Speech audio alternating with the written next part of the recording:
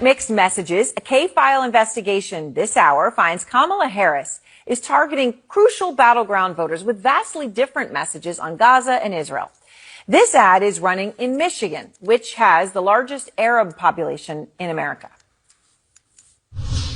What has happened in Gaza over the past 9 months is devastating.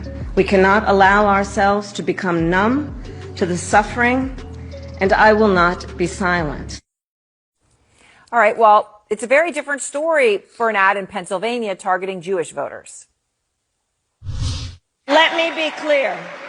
I will always stand up for Israel's right to defend itself, and I will always ensure Israel has the ability to defend itself, because the people of Israel must never again face the horror that a terrorist organization called Hamas caused on October 7th. Different message. Andrew Kaczynski is out front now. So, Andrew, those obviously do sound starkly different, to say the least. Tell me more about what you found. Yeah, that's right. And look, this really illustrates the sort of fine line that the Harris campaign is trying to walk here in the closing weeks, closing days of this campaign on the issue of Israel. Here you have two entirely different constituencies, and they are getting two entirely different messages. There are often times these constituencies have very opposing views on this. If you are a Jewish person in Pennsylvania, you saw that ad that you're getting.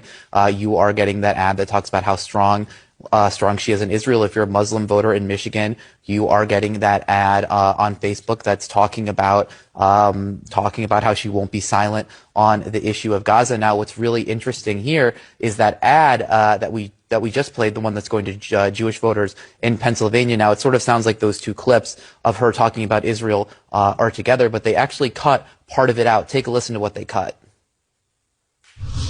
What has happened in Gaza over the past 10 months is devastating. President Biden and I are working to end this war such that Israel is secure, the hostages are released, the suffering in Gaza ends, and the Palestinian people can realize their right to dignity, security, freedom, and self-determination.